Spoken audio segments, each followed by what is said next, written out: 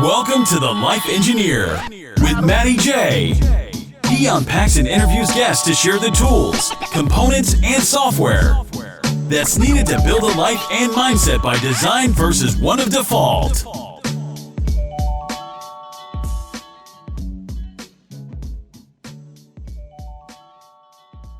So Bosch, welcome to the podcast. Simon Jordan. Hey, I'm gonna let you introduce yourself. One is out of laziness, but two is author, brand consultant, 5 Things Clear, One Planet, and simonjordan.com. There's quite a bit on your and profile. and harmonica player. So what do you do? What do I do? Introduce yourself. Right. Well, I run a digital marketing agency. I've got clients all over the globe. My target market is actually coaches and consultants. So that's the pond I swim in, if you want to go for the analogy. So I like to think a reasonable size fish in this pond, but I also get to swim in other ponds. So I've got a client in LA where we're working, and that was a connection with my environmental initiative called 5 Things Clear, which is just to inspire people to reduce the plastic, look after the planet more, pick up 5 bits of litter a day and keep the plastic out the ocean. So they came in and they needed a creative director to help them market theirs. It's a reusable cup. But unlike the other cups out there, which are made of bamboo, and you think they're great, they're reusable, they're actually made from bamboo dust, which is held together with a form of plastic, which leaches into your drink, yada, yada, yada. It's not good for you. So these is food grade silicone. It's a fantastic looking cup. I don't have one to hand, actually. Anyway, so I digress. So yeah, I do that. And I have 3 sections of my business. So brand, that's where I'm the creative director for my clients. We build their brand. I coach them to build more engagement and that kind of stuff. My second one is adventure. So I'm always doing adventure. So before lockdown, I was climbing the highest mountains in South Africa. I went to Everest base camp. We did all around there. I do a lot of other adventurous stuff wherever I can, triathlons, all that kind of stuff that really gets you out of your comfort zone. I've run marathons. And I was due to climb Mount Elbrus, which is the highest mountain in Europe, actually. It's in Russia, 18,500 feet last year. Pandemic hit, that all fell apart. So my latest adventure, on the motorbike, I rode 1,000 miles in 24 hours. In fact, that was the goal, to do it in 24 hours. We actually rode 1,079 miles in 22 and a half hours, and we raised, coming up close now to £3,000 for a terminally ill lady who's 28 and a mother of 2 kids. So that's great. So that's the adventure side, and then there's the contribution, which is my 5 Things Clear, which is now 5 years old. Amazing. Just it went global within 7 weeks. And I think that when you create anything, I go by the philosophy of 3. Is it simple to understand, simple to get involved, and simple to share? And 5 Things Clear does just that. Pick up 5 bits of litter a day, wherever you are. It's really simple. And you can anyone can share that. Hopefully you'll get that. So it's the hashtag number 5 Things Clear. And we've got ambassadors all over the globe now. And I run a beach clean. In fact, there's one this Sunday. I don't know when this is going out. So I do that. I live down by the beach in West Bay in Dorset. So that's it. Brand, adventure, and contribution. Is that all then? That's all, yeah. That's it. And on an author, there's my 3rd book, The Simplicity of Success, which comes out. It launches on the 14th of October, which is tomorrow, 5 days early. So actually, the Kindle version, people are pre-ordering it. I mean, I've just posted about it on Instagram, on Instagram and Facebook. But loads of people are ordering it. It's really climbing high in the UK and US charts, which is quite interesting.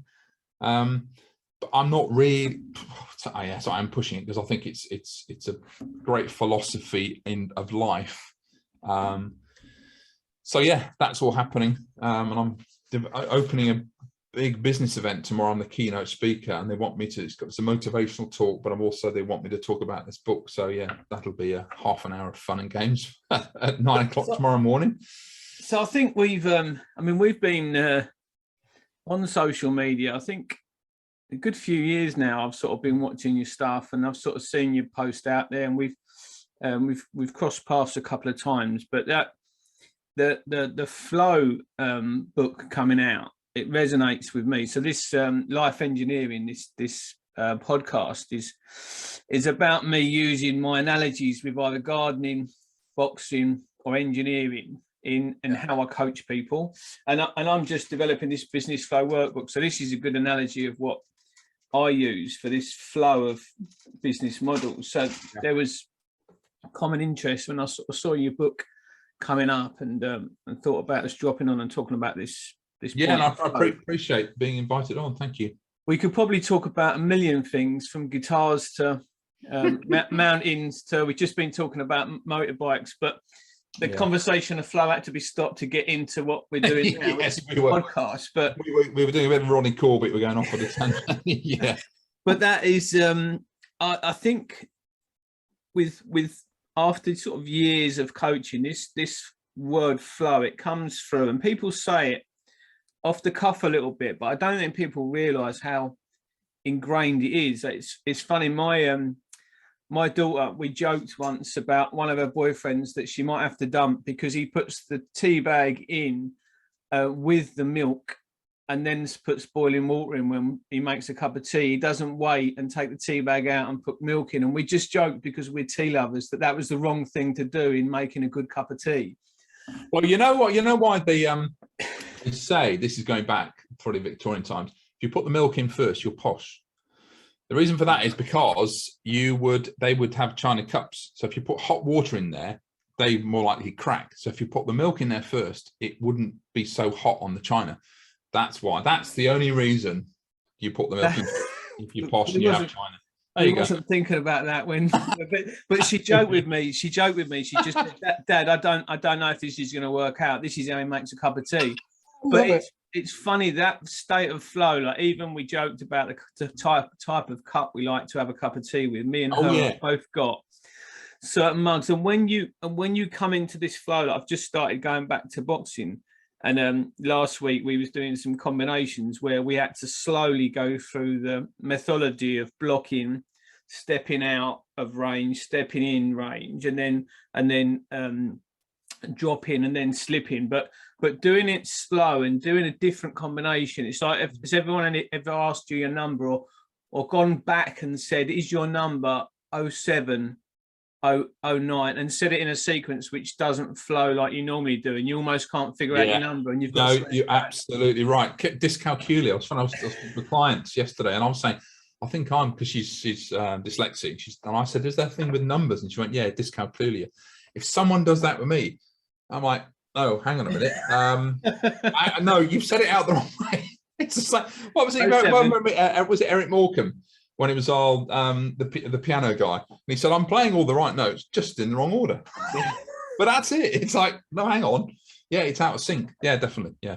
But when you see it, like if you watch Mayweather and he comes up with this cracking combination of punches that's been practiced so often that it just flows off of a moment and a reaction that you can engineer it. And that's with me, with the business. That's like the 10,000 hours, isn't it? When you've done it enough, it's just second nature. Yeah. Yeah. And I think stepping into that, I was going to get us to go through the 6 sections in the book, because all of them, I think at some point you can relate into, any aspect of what you're doing in life. And if you slow down enough to acknowledge, which is the first one, where you're at, that's part. Do you like, that's good flowing, isn't it? You like that? Slip that in. God, you should have your own podcast. Hey. Over to you. But it's funny. So coming back to podcasts, because we set one up with someone, I do community coaching, and they set up a podcast, and I started doing it with them, but it was quite scripted, and we agreed that I wouldn't swear. And do you know what? I did one, and I went, I'm not going to do any more. And it wasn't because I can't swear. It was just I felt like I was restricted. Yeah. Well, that's you. Yeah. And it's funny, I've got 2 videos I'm meant to be doing for a landing page, but I'm more looked forward to coming on here and talking on something that's essentially live. And if I make a mistake, I'm not going to edit it out. No, get you. Yeah. I felt more polished. Not real.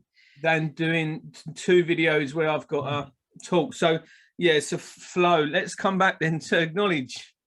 Well, first of all, it's to recognize what is flow. And I'm talking about this tomorrow, as I said, and it's that place where everything just seems to fit. Everything you know, just simply flows. It's easeful, you know, everything falls into place. It could be, you know, you start your day and the breakfast is fantastic, the coffee's great, you know, something comes through the post and it's like, that's what I've been waiting for. You drive into town, it's a busy day. I went to town today, it's a market day, and I thought, well, I get a parking spot. I did, and you find a parking spot and everything just fits beautifully into place. And the other days, it's like nothing seems to, and we sort of say, oh, I got out of bed the wrong way today. And, you know, we use that as the excuse. And actually, that means we're out of flow. So the whole thing with the premise of this book is about we are energetic beings. Everything is energy on a subatomic level. If you want to get all scientific about it, is energy. It just vibrates at different wavelengths. So we actually vibrate at 75 megahertz, the same as an avocado. An avocado also takes 9 months to grow. So if you come at it from that way, so the first point, as you said, is acknowledge. So the biggest question in the book I ask the readers is, what is your life telling you about you right now? So where is there stress? So if you think of life as like a river, where is there parts of that river where it's all spitting and frothing because there's boulders in there? And with that analogy, you know, we put boulders in our way, whether it's boulders of emotion, so we get angry about stuff, we're trying to control it, imposter syndrome, so we block the flow. Or if you think about hose pipe, you know, it runs perfectly. When you grip it too tight, it stops the flow. So it's about acknowledging where there is a lack of flow, where there are, and in the book I basically list a number of items where it's like, what's your family like, what's your relationship, what's your finances, what's your spiritual connection like, all those kind of things. You mark it out of 10. And if 1 is just, that's dire, or even 0, and 10 is just absolutely, 9 times out of 10, you'll find that not all areas are they're hitting the top mark. So if you think of a wheel and the pie chart, if they're all unequal, they're going to be a very rocky ride. So it's about trying to get that state and just into that state of flow. The second point is acceptance, and it's also responsibility. Responsibility is in brackets. This is where you accept, so you acknowledge that there's stress, that there is dis-ease in your life. And the second one is acceptance and responsibility. So I talk about energy. You are the director of your life. Everything comes out from you. So everything in your life you have attracted. Yes, even the crap stuff, even the stuff you're like, oh my God, what is this about? And I believe everything is a message. It could be illness, could be disease. It's a message. You know, there's blockage. Even cancer comes from, you know, when you get your lymph nodes, there's blockage there. If everything is energy, you have to look at this in a 4D level. 3D is what we see, and 4D is what we don't see. You know, I mean, how many times have you maybe, Matt, you maybe thought of someone and then they phone you? That's not an accident. That's all because of energy. What you think about, you bring about. And this book, I will bring it in, good plug. If you've read The Secret by Rhonda Byrne and you're not fully getting it, it's a fantastic book, but I think it's a number of stages down the way. In fact, it is that book, this is the series. That book really should be in here. But if you're not back here, if you do not start here with the acknowledge and acceptance, you will know that secret part of the unattached intention and writing your dream board and stuff like that won't happen. And that's where people get frustrated, because they don't understand the whole energetics of it all. So again, second part is acceptance. So you have to take 100% responsibility and know that you can help the flow. And throughout the book, I talk about my life story, the bits that's happened where I've had chaos come into my life. And what normally happens, see, I look at the sections of, there's chaos and there's order, and in between there's flow. We're born out of chaos. If you think of how, you know, man and a woman, and how, you know, men, about the millions of sperm, that's kind of chaos, but there's one that finds the way and fertilizes the egg. So that's the chaos. And then we have order. There is chaos and order. You look at a storm, but you look at the order in which it comes. So in between that is the beautiful space of flow. And it's about that dance between the light and the shadows, the chaos and the order. But what happens in life, and I'm a shining example of this, when there's chaos, we control. We go, oh, I don't like this chaos. So we try and control. So instead of surrendering to it, acknowledging it and going, okay, what is this about? We pile control on there. So we step over order. So we go from chaos, out of flow, over order, and create control. We are never in control. We believe we are, but we're not. Control is a man-made, it's an egotistical construct. It doesn't really exist, because the universe will kick your ass anytime it wants. But what happens when we're in chaos, we create more control. And that control can cause a lot of stress because it's not going our way, or I want it done in a certain way. So the universe will give you more chaos and more chaos, and it will give you so many signals. And I had so many signals, God, from bankruptcy to, I had an aneurysm. I watched a guy with an aneurysm die in front of me in hospital. His exploded in his chest, and I learned to go there. And that, wow, but I didn't listen. I had a catastrophic breakup with a partner. We were in France. She ran off embezzling a hell of a lot of money. She had me arrested. And it was in that time when I had all my freedom taken away from me. And freedom's a big thing with me. I was put into this police cell. It was on the 16th of March, 2016. So I had everything taken away. Now that was the chaos, but within that chaos, and it was also, I had all my control taken away. I mean, you have your belt taken off. I've never been arrested before, and I was acquitted fine.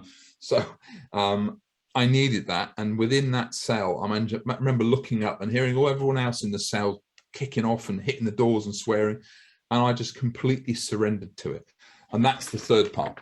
So I acknowledged that I'd had all the stress, and it was killing me. I had the aneurysm, I had all these health issues, and I just wasn't listening. And then I accepted it.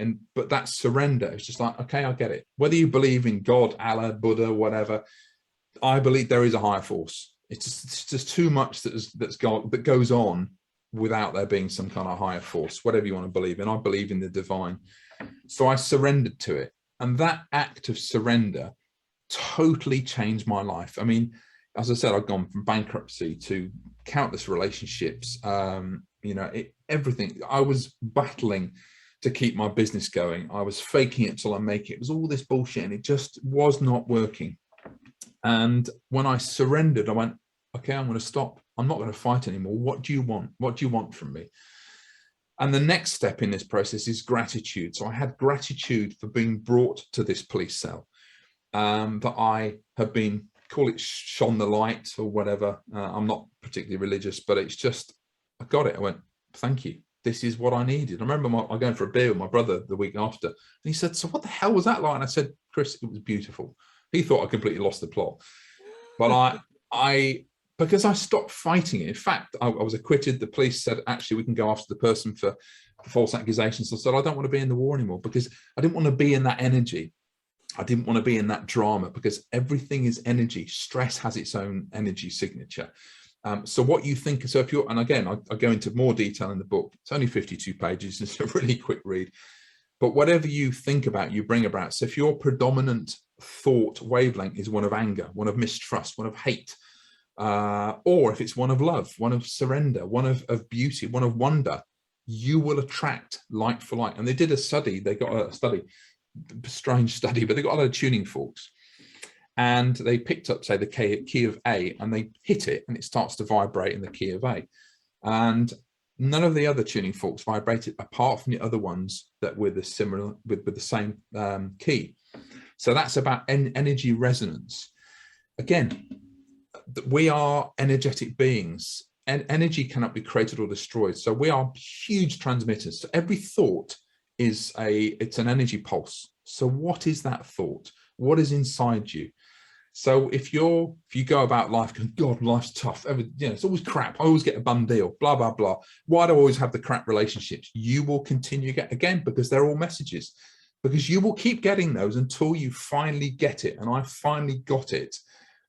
The universe went, I'm going to knock you off your feet because you are not bloody listening. I've got big things planned for you and you're not listening. So I was arrested, thrown in this thing. So I had the gratitude for that. I remember years ago interviewing a guy called Randy Gage. He has to be American with a name like that.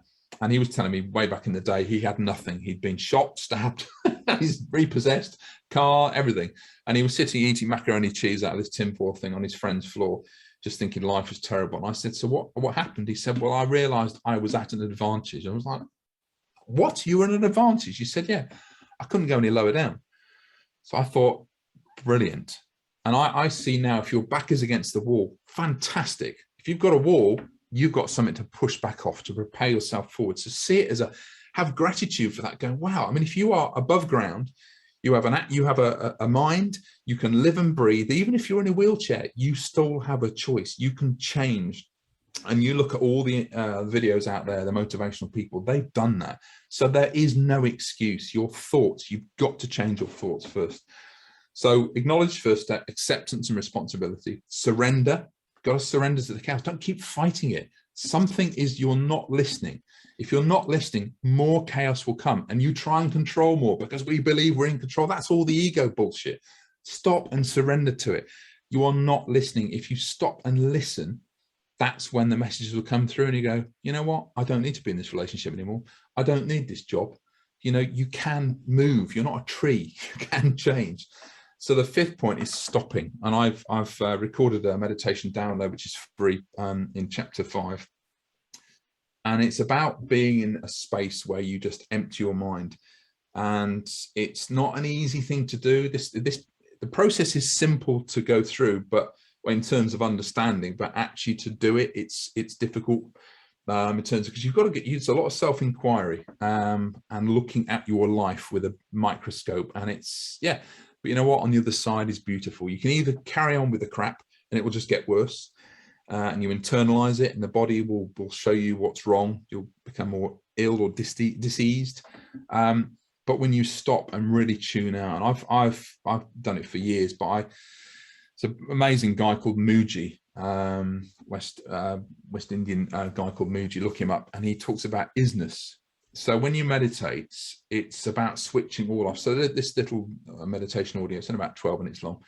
I take you to that space where it's being in a place where everything is quiet, where you are not your body, you are not your mind, you are not your thoughts, and you almost detach yourself from your present being. You look at life through, look at like a soul level. So for example, if you were just in this space, peaceful, and you're looking at a raindrop running down the window pane, there's no commentary around it. You wouldn't be saying, oh, that's a raindrop. That means it's raining. That means it's maybe cold outside, or it's going to carry on raining. No, it's just you recognize it, but there's no description. There's no commentary around it. It's just, that's a raindrop and my eyes are following it, but I'm not, there's no dialogue. And that is when you're in the space of isness, because you are just here in this moment. And it's a beautiful space to be. And with this meditation audio, it's about trying to find that space, because within that space, I mean, I can find that very quickly now. And I call it a connection with the above. Call me hippie, I really don't care. But every time I've found that space, I get phenomenal downloads. It's a connection to the divine or whatever. I know when I've got a connection because I burst into tears and I burst out laughing. The power that comes through, I'm like, holy crap. It's like being supercharged. And that is when you're in that space. I cut out all that stuff, and it's beautiful. And that's why how 5 Things Clear was born. How this book was born. I did another book last year, which was to raise a load of money for charity. It was called Wild Swimming Through Lockdown. Everything to do with this book, all the stuff I've done when I've tuned in and I'm coming from that place of flow, it has been stupidly easy. You know, the book I did last year, we raised a ton of money for a local mental health charity. I can't even remember putting it together. And I remember photographing the people. And it was just amazing. And it was, the printer phoned me. It was a local printer. And he said, we can do it for this price. He then phoned me back the following day and said, actually, you know what? We can do it for cheaper. Like, I've been in print for 30 odd years. No printer's ever said we can do it cheaper. Everything was just beautifully simple. Same with this book. It all came, I was saying to you before we hit live, I'm just the conduit for this. I'm just bringing this through. It needed to be spoken. And if I don't know if you know of the author Elizabeth Gilbert, who wrote Big Magic, she also wrote Eat, Pray, Love, and it was then a film with Julia Roberts. And she talks about the energy of an idea. Again, if everything is energy, and an idea will come through, it's a fantastic book, read it, it's called Big Magic. So an idea will come through. If you don't grab hold of it and take action, it'll go on. Someone else will birth it. And it was the same with this book, The Simplicity of Success. The name of it, the process of it, it took me quite a few years to bring, because there was still things for me to learn. But putting it all together was just so simple. I mean, literally within the first 2 weeks of me having the idea to put this together, thinking, well, all these things that have happened to me, everything has a reason. There are no accidents. This just came out. And I went, you know, I need to put this out to the world. So I did a webinar. Literally, I gave people like 3 days notice, 50 odd people turned up and they signed up for it, and everyone turned up again. You know, if you've done webinars, you know, it's normally like, you know, 100 people turn up, only 100 people sign up, only 10 people actually sign up for the thing. Again, everything was in flow, everything was easeful. So just to recap, so you've got acknowledge where there's stress, accept and take responsibility for it, surrender to it, have gratitude for it. And when you underpin your life with gratitude, even for the crap, it changes. The energy resonance of the gratitude is phenomenal. When you do it properly, think, wow, isn't this amazing? God, how lucky I am. You know, the fact you get up every morning, the fact you're watching this on your phone now, whatever, you've had the money, the skills to buy that phone. You can take gratitude in whatever, but when you do that, there's a great quote from the book about gratitude, which talks about, you know, the more gratitude you have, the more you will attract to have more gratitude for. It works. We are energy. So that's then I go through to the stop, which is about just learning to be in tune with your intuition, your gut instinct. And we've lost that because we fill our heads with technology. As soon as we get up in the morning, we're on our phones. The last thing at night, we're on our phones. We never stop. Our brains are not made for this speed of life. We need to take time out. And that's why we make bad decisions. I've made so many bad business decisions because I wasn't tuned in. I wasn't thinking, is that right for me? You know, and then the final one is success. That success, really, whatever you think about it, that's when you're in flow. And my favorite quote is from Ralph Waldo Emerson, which says, true success is knowing that someone else has breathed more easily because you've been there. And I said before about there are no accidents. So at end of July, beginning of August, I planned this motorbike ride I was going to be doing. I was going, because I live down in Dorset, so I was going to go 4 hours to Land's End and then go up to John O'Groats and then meet some mates on the way. We were all going to go on our bikes and do the top of Scotland as well. That was the plan. And it's a great quote, which says, man makes plans and God laughs. So I get to Land's End. We were camping. We were going to do the lot. The bike was loaded up. I got everything I needed. It's brilliant. Got to Land's End, 10 miles back, bike breaks down. I'm like, crap, really like, oh. I think I saw a photo of you. You camped on the corner. Yeah, I camped on the RAC, God bless them, left me there for 19 hours. God, but it's like, I wasn't supposed to do it. So anyway, that was on this Friday, Saturday. Monday morning, my bike's with my mechanic. He's too busy, no chance of it being fixed. My guys are sending me pictures of Scotland going, we're in Scotland. I'm like, yeah, cheers, guys. Thanks for that. So is this acceptance and surrender? Yeah, this was. And I went, I wasn't supposed to do it, but I was still like, yeah, but I don't get it. You know, again, coming from an egotistical place, well, yeah, I planned all this. Why isn't this happening? And blah, blah, blah. And I went, okay. So I'm studying my local supermarket and queuing up, buy some food, feeling very like, God, I should be in Scotland. Bloody hell, I should be getting pissed and bitten by midges or whatever. And I see this woman in front of me. I hear her talking to the door. She says, darling, I'm gonna have an episode. So I'm like, whoa, what's all this about? She slumps on the floor. She's shaking violently. And I'm like, bloody hell, put my basket down.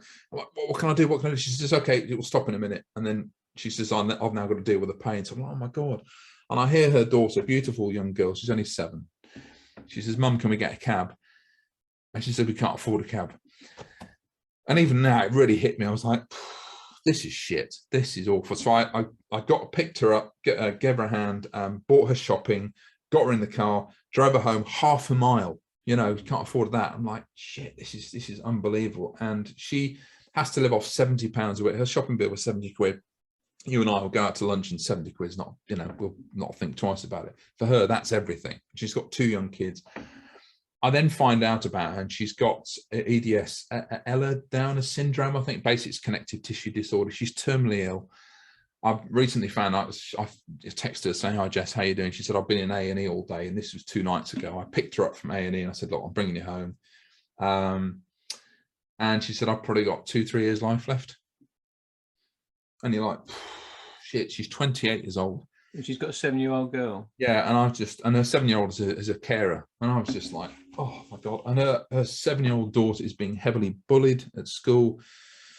So anyway, I then go home that night. So I'm just getting really emotional about this because it's just, and she lives just down the road from me, and you're thinking, God, we do not know how lucky we are. If you're listening to this now and you're moaning about your life, think about Jess, who might not be here in 3 years' time, and what impact that will have on her children. So count your blessings. So I go home, and then I hatch a plan going, you know what, I'm going to bloody do this right again. I was going to do it on my own. I'm going to do 1,000 miles in 24 hours. I'm going to raise £2,000 because she needed a mobility scooter. Council's not helping her. So I said, screw that, let's just do it.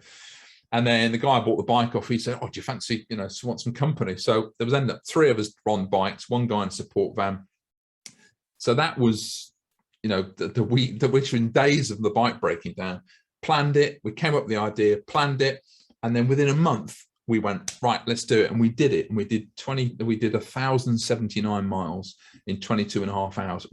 It almost broke me. But the money is still coming in. And I set a limit of £2,000. And we raised 2,700 nearly. And stuff that's gone in the local press and just amazing. So there are no accidents, because if I'd been up there having a jolly with my mates, a holiday for me, and if you can look at it, it's an ego thing, because not in terms of I want to tell the world, but it's just, it was doing something for me. What was the benefit of the world? If I'd been that, I would never have met this lady Jess. And now I've got the ability and the talents, and I've done that. I've raised the money. In fact, I've got a delivery coming soon. We've ordered a back massager for her. She needs other bits and bobs. That's coming. I'm still doing the research on the mobility scooter because I know nothing about them. So there are no accidents. So when you are delayed, you might get cut up in whatever it is. Everything has a purpose. It's either a message to say, slow down, shut up, stop whining, or this isn't your path. Yeah. I think because there's so much there that I as you're talking, I think for me with this engineering success, like when you talk about all the parts in the piece of the puzzle, and you talk about, like, one of the books there you mentioned that you recognize is part of the piece, but it's not until you start, like when I started working on myself, and I'd go on on one course that was really powerful. It talked about the script, about this programming, this software that we're given that makes you think a certain way. And that was really powerful if you wanted to clear your mind and understand something, but it doesn't necessarily get you to make more money or get fit or do something. So it was a component in everything. And it wasn't until you started putting together all of the pieces that some of these books, like you say, that they come up with some things around, purpose. But that doesn't necessarily get you to stop fucking about and do shit. It just gets you to be more aligned to something. So these parts, and as you're chatting about it, like, one of the things for me is this distraction, this ego, this, if you took this to a compass that was naturally saying north, and I said, there's 20 grand, 60 grand, 100 grand, go east. The compass would be, if this is strong enough, it would be misled into thinking that was north. Yeah. And this is, to me, is like the ego that gets in the way. I should have been in Scotland. I should have been, like, taking a selfie. I should have been, and this thing. So there's a couple of things that come up for me. So I remember being in Canary Wharf once, and I had a coaching session while I was up there. I had engineers up there, and I remember I was in conflict. And I talk about conflict in engineering. My coach was saying, what are you conflicted about? And we come up with this analogy that I was on site, it was the weekend, I had engineers working, and I thought that I shouldn't have needed to have been there. This business should have taken off by now. These engineers should have been developed by now. And we come up with the analogy that in London, if you go up to a certain level and you can see people sat in traffic, it may be the right route that they're in, and they might try and go a shortcut, and they might try and go around the houses, but they may be the fastest route, but it's just congested. Yeah. And actually what you've just got to do is sit there. And the analogy was that the business model and where I was in the right place. Yeah. I was just conflicted with thinking that I should be somewhere else by now. Yeah. And it's just this acceptance of, when I realised, and I'm good in traffic, I'll put the music on and I won't get stressed at all. Yeah. And then I thought to myself, well, I'll just enjoy being with the lads. So I took them back a cup of tea. They were working. We had a laugh, and it just flowed better. But the thing that got in the way was this conflict of, well, I should have. Yeah, And that's true. It's powerful, you know. It's funny because some people, we all know them, but they'll go through life and it's like self-entitlement. I had to go up to King's Hospital, and I went there, and your energy will move before you. So if you go into a room and before you're even in the room, you've got a negative attitude, that energy will be felt before you're even there, even an hour, sometimes even a day ahead. So be careful with your thought. We are incredibly powerful beings, and you see it. So I went into hospital. I got there early. I was there about 45 minutes early, and it felt like I had a private guide. This woman, Sister Debbie, fantastic. She said, right, here we are. Go to this place. I had x-rays. I was thinking, oh, back in my mind, I think, well, there might be cues, but you know what? Completely surrendered to it. I was seeing bang, bang for every appointment. And the only last one, it was, I had to get some bloods done, and went in. There's a lot of people, and there were people going, oh, your number will come up when you just take a ticket. And I just sat there and went, actually, this is quite nice, just people watching. And I completely surrendered. And again, there's no stress. When we think it should happen this way, you're right, you know, I'm stuck in traffic. Maybe that is your path. Now, in the part 2 about acceptance and responsibility, I do talk about a friend of mine who was diagnosed with cancer, and they talk about the control and the stress, and you've got to surrender to it, because the biggest chaos in the body is cancer. And I know a lot of people probably think, God, so you're blaming themselves for that. Well, it's blocked energy. There are certain things which I think, you know, when you get kids with bone cancer, you think, or kids that are abused, and you think, well, they weren't putting out those thoughts. But I do believe everyone has their path. We do need the crap. You know, you hear about these awful cases. I don't listen to the news because any crimes against kids, but you hear these things happening. And sometimes they have to happen because the results that come from that, maybe they're parents of a murdered child or something brutally as horrible as that, they then go and set up a charity, which then helps tens of thousands of kids. But that would never have happened if their child had not lost their life. And just think sometimes it's so cruel.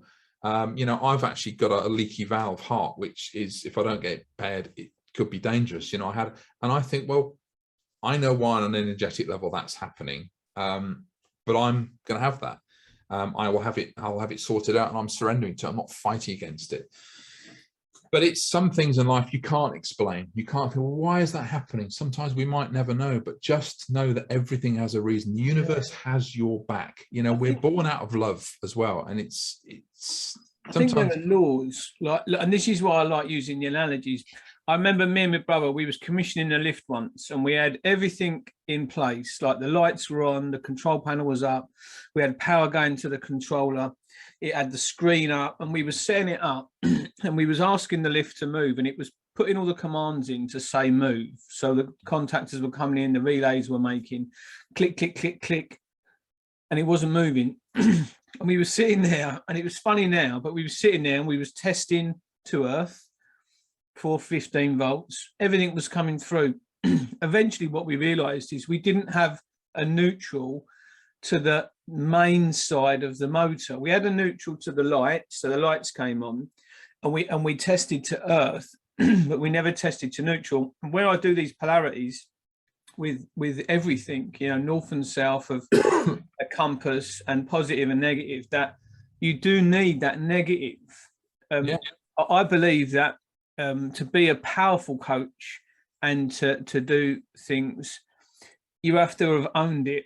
So there's a saying that your power is in your scars. You know, the people that come on and set up these the things for kids because they've lost their child, they've only got that power from that loss. You know, I can stand, and I don't coach because I care people, I coach because I like the creativity of it, but I can stand for someone because of what I've gone through. And I wouldn't not aggressively, but I wouldn't stand and hold you to something of truth powerfully if I'd never had to have owned that fact. So like so come back to your bike, I can appreciate a bike that changes frequency or whatever when the weather changes, right? I can appreciate it, but you can own it. Yeah. Because you've spent 1,000 whatever hours and days or whatever on the bike. So it's a bit like me saying to you, well, you need one of these in engineering. You know, you might appreciate that, but until you come to change the gauge of a brake in tenths of millimeters, you can't own it. So that power in where we've come from and the negatives, I think, is the only thing that really powers. Well, absolutely, it is a versatility. You do need those shifts, but it's about when you are in there. I mean, I look at life as an adventure. I've done a lot of climbing, a lot of trekking, and sometimes it's bloody hard. You know, when we did Jebel Toubkal in North Africa, highest mountain in North Africa, there's one bit where I had all the water on my back. We were about 12,500 feet up, and we're scrambling. And I'm like, God, you know, you're altitude and just holding rocks, which are sort of crumbling. So it's a bit like life. You will fall down, you will dust yourself off, and you know, you will get cut and bloodied. But when you get the top, it's like, wow. Because if you just appeared there and went, oh, this is nice, you wouldn't appreciate it much. We know that. It's an old cliche, but it's true.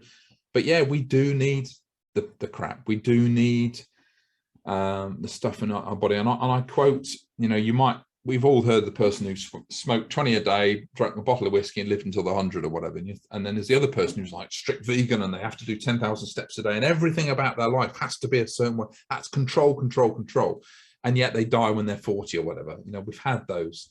And the difference, I think, between those people, it's only my opinion, but the person who's just done all those things, not suggesting we should do that, but they look at life in a far more fluid way, and they don't get so stressed about stuff. Stress is such a new thing that's killing us. Obviously, it's been around for decades, but you know, we get so stressed now because our internet's gone down, and that stress is chaos within the body. It's acid within the body. So you know, just chill the bleep out, really. So we're working with Canary Wharf in the lift and escalator department, and we've been coming up with this business flow model. And in the cycle of what they do in lift and escalators, the fifth segment, I think the fourth or the fifth segment, is life cycling. It's taking lifts that are in service that have come to an age where they need to be replaced. Now, when you look at those lifts, some of them, if they're balanced and they're well maintained, my dad died at 65, and my uncle, I went on an 80-mile bike ride for his 80th birthday. Wow. Now, the difference between my uncle seeing his granddaughter go through university and do a master's, and my dad's granddaughter being on the grave and never have seen her, my brother's daughter, was a balanced life. You know, and my uncle lived, or is still living, you know, another 15, 20 years. And if you look at a lift and it's not balanced, and we're carrying too much load and we're not offsetting it or compensating it, we have mechanisms of compensation in life. If you don't get that right, you can take a lift that should live 25 years and you could be changing it in 12. And some of the units coming up, it's like they're not fit for purpose. They've been put in a position where they're overworked or they're unbalanced or unmaintained. And this, when you see it in mechanics, and then you think, well, that's no different in life. You know, that polarity of working really hard. I bumped into a guy that done the brickwork for my extension, and I was chatting to him today, and we was talking about flow, and we was talking about, so he's a bricklayer, and was talking about developing people. And I sort of said that that hard day's work that he would get, some guys would resist.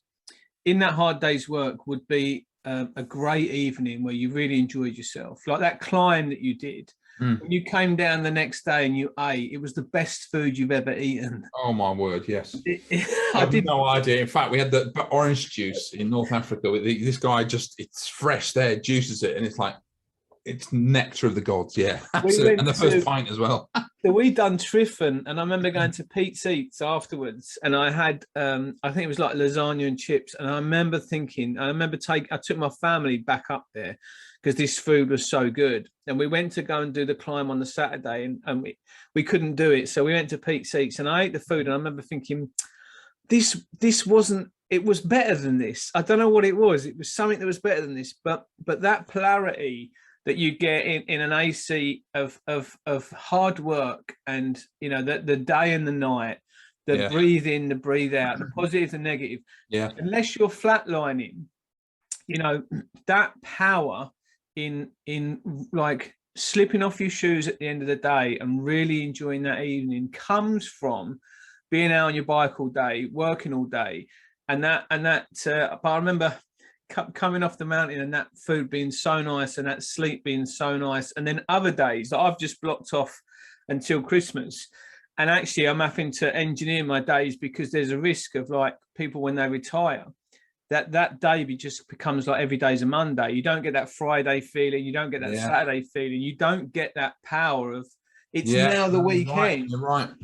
Yeah, because it's just flatlined, and that flow, I don't think people understand the work, and I want to say work not in friction, but I mean that exerting yourself, doing a triathlon, running a 10k, the power in exerting yourself to that extreme means that you can come back down and enjoy an extreme of gratitude, an extreme of relax, extreme of self. Yeah you can't absolutely get it without going the other way. It's like breathing out and breathing in. Until you take a deep breath, you then have to breathe out, you know, and it's stretching that, you know, from dominance to submissive sexually to power in engineering. It's that AC DC type thing is massive. Look at that. So we talked about dominatrix, lift, and rock music all in one. You were talking about mugs before, different mugs you have. I bought this white pint mug for my tea because when I used to train on a Sunday, I do long runs on a Sunday for the build up to triathlon.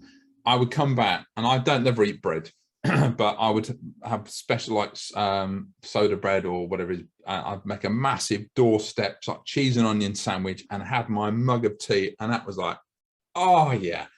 That was my treat. It's really simple. But if you hadn't done the run, would you really? It wouldn't taste as good. No, wouldn't taste as good. No, and I think this is the missing link with some people in living a life by design. Like when I try and engineer, you know, what is it that when you get up and you have that day where you're powerful? And I've felt it. I've coached people that have made millions in business and then come out of business. And what they used to do before, engaging with people, building relationships, working with people, they're now, all of their friends are still working because they haven't got the money they've got. They're sat at home. They've got no structure. Yeah. They've got no struggle. They've got no challenge. Yeah. And they want to know why it's shit. Yeah. And you come back to that polarity. Well, are you being challenged at any level? Well, no, I'll just buy what I need and pay someone to do what I need, and you lose that. I couldn't think of anything worse, actually. I think also it's you know, if you've got a talent, use it. You know, I knew a guy who was very high up. He was a director at Barclays and gave up, became retired. His wife was still working, so she was having to have the challenge, and he didn't. And he started focusing on all the petty things. He had this thing about squirrels in his garden. He used to try and shoot them, which is very horrible. And I thought, you know what? I think his surname was actually Murder. I think it was actually Murder. Yeah, I was thinking, God, you know, and he would come out and complain about people parking their car on his grass and stuff like that. I'm thinking the petty things in life. And actually, you had incredible skills that you could have brought through all your time as a director at Barclays, which you could go out and you can go and help young entrepreneurs. You can go and volunteer, coach. It's like you do, coaching the community, that kind of stuff. But no, you sit at home, and I think, what a wasted talent.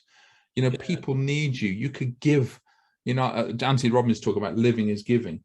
And it's, you don't do, you know, I didn't go and help Jess because I wanted the accolade, not at all. I don't care. It's not about me. It's about making a difference. And I do it and I share it on social media because I want other people to look at it and go, hey, you know what? I could do something like that.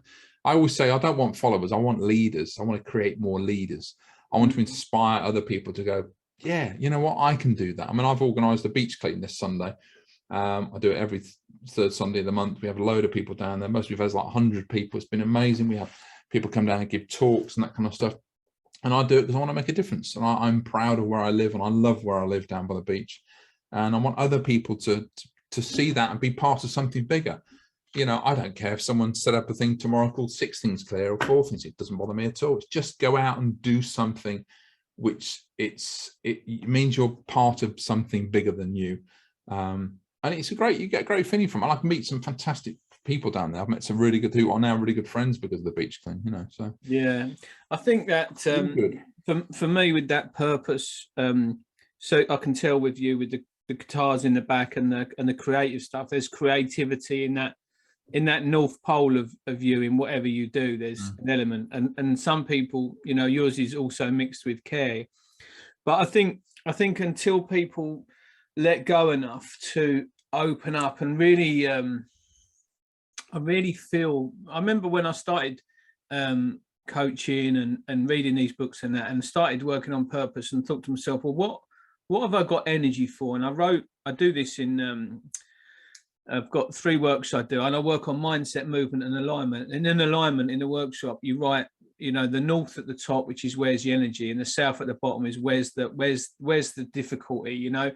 And mine is, you know, figuring out a fault on a lift is the easy thing, you know, and then fitting the same lift 50 times is the hard thing, because there's no creativity. And I started, you know, developing property. I remember building this cabin at the end of the garden and having lights in the garden and being out 11 o'clock at night, and my wife coming out going, what are you doing? And I'm like, and I'm just, it's a bit like you writing the book. I'm like, I wasn't even thinking. I was just, I'm creating, I'm building something in the garden. I want my office to be able to sit down and look at my house, and that creativity. So when I started working on mine, and then what happens is there was, you know, jobs come up. I just was offered a job recently, you know, that could have taken me for good money into employment.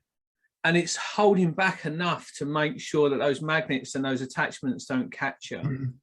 Yeah, because sometimes I think, why do we get those opportunities? Are they just as tests? But there's also one of the books I recommend to all my clients. It's called The Surrender Experiment by Michael Singer. And he was a hippie in the 70s, just wanted to meditate in the woods, live his own life, and just quieten the voice in his head. And he started getting these messages coming through, these opportunities. And he was like, no, I don't want to do that. No, I don't want to do that. And he realized that he was coming from a place of ego. So he decided, okay, I'll surrender to it. And that was the experiment. And he started saying yes to things. And he then became a lecturer at a university. I forgot what he was lecturing on. And instead of planning these whole lectures, he would just turn up and he would surrender to it and he'd be guided. And I've used that philosophy when I've given talks. Instead of doing all your PowerPoint, go, no, I'm just going to speak from the heart. You know, I know my subject, and it just flows. So he started doing that. He started saying yes to things, and long and short of it, he ended up running a multi-billion-dollar company. So I think sometimes we get, you know, I've had things come up recently, and I'm thinking, why is that come into my life? What's the message there?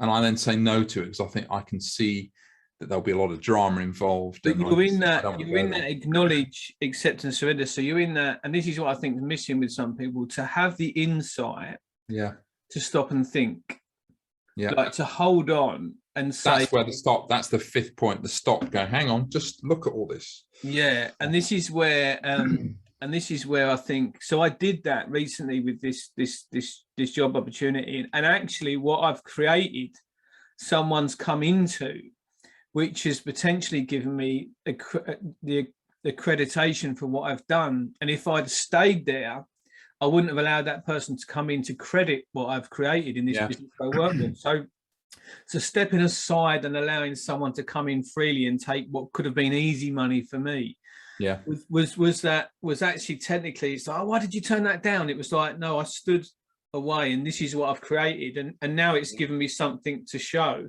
But if I'd have stayed and taken it, I remember my sister, she strangled a gerbil once because she loved it too much when she was little. She cuddled it so much that ended up taking it off of her. Oh my word. But that's what you can do with those ideas, you know. That I remember bringing my wife into the business to be a director because she was better at making decisions. I'd sit and talk to you all day about shit, and she'd be like, "You're still talking to Simon, you was meant to do such and such." I'm like, "Yeah, I know, but I'm chatting to Simon." Yeah. And in that flow, but there's an element of structure in businesses where you need that person that's better than you at managing, you know, time and managing. And this is this surrender to, I don't know it. Yeah. Get someone else in, you know, people bring you in to do the marketing because you do that. If they'd have sat with, I can do it all. Then I've done that many times. I mean, I was a trained designer. I've run and owned 2 design companies, and I've always loved graphic design. I was trained as that. I did not quite a degree in it, but I did 3 years in graphic design. But I now know, at the age of 52, my team of guys who do that stuff, they're far better than me. They're younger. They've got more energy to how they look at stuff. I hand it over them. I'm quite just, I know what good design is, so I will brief them in the right way. But yeah, you got to take a step back. Again, I could go for an ego, but then that would cause me more work. I was like, no, just hand it over. Just free it up, surrender to it, because you're blocking the flow. It's like, when people, the misers, I don't know if they still use that word, but the Scrooge is the word. They hold on to all that money. Oh, I've got to keep on to it. No, blocking the flow. Everything is about flow. If you've ever done Tai Chi, there's no like hard punches. I've done Krav Maga and all that kind of stuff, but Tai Chi is beautiful. It's all healing movements. It is incredibly powerful when you whiplash out, but it's all about the flow of energy. Chi is the energy, you bring it up from the ground, and it's all about the movement. There's no kind of, oh, that's it, because that's a block. It's blocking the energy. This is about flow. So when you do take a swipe, it's that energy coming out and it comes back. It's not bang. It's so in boxing, it's different, but it's all about. It comes from that. So that centered point. I've got a little bubble thing that I use. So when I talk about centered, have you read The Power of Now by Eckhart Tolle? Yeah.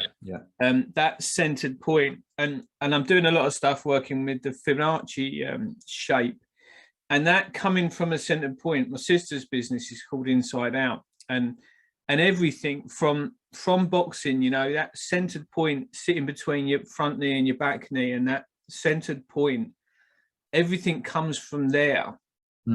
And even with that flow, when I talk about changing business, in changing where you're coming from, if you hadn't shifted where you was coming from in that queue and come from a place of compassion, you'd have still been thinking, oh, what's she doing? She's in my way. That's another thing that's gone wrong. You shifted. Yeah. And you came from a place of like wanting to help.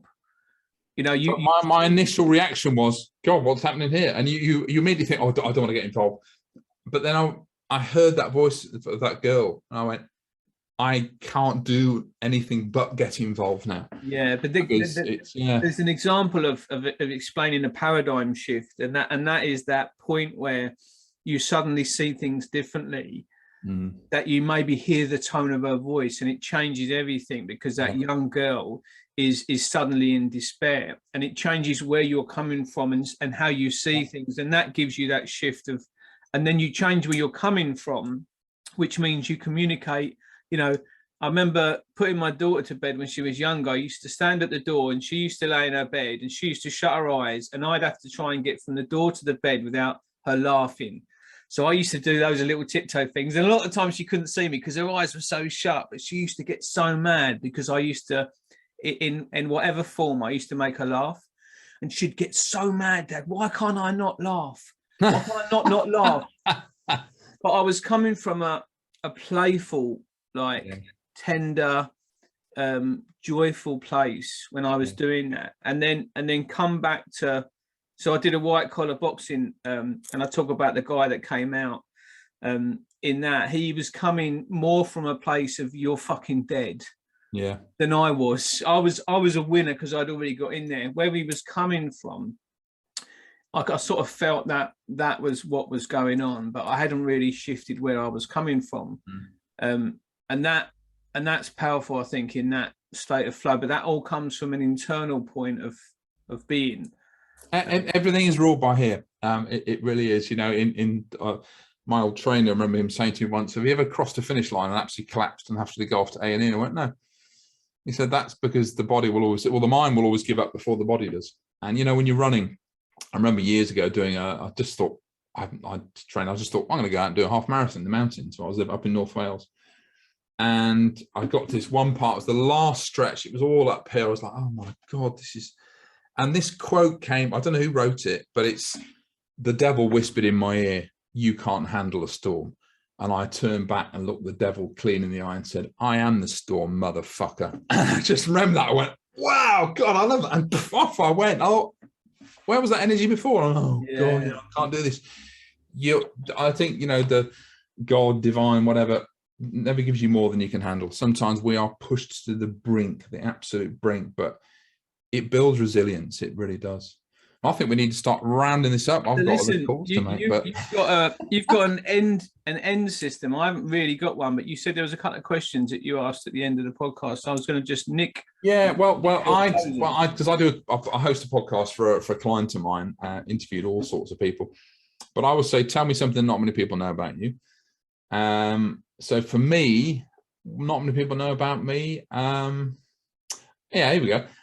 Before I went into design and marketing, I wanted to be a chef.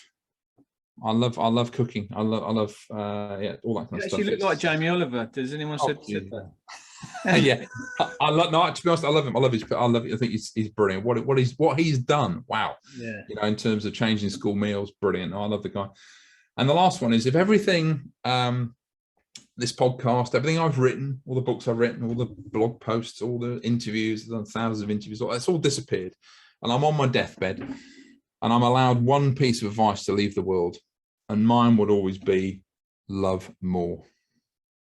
For every aspect of your life, love yourself more, love your family more, love your challenges, love your difficulties, everything. When you come from a place of love, everything changes. You know, the world looks at you differently.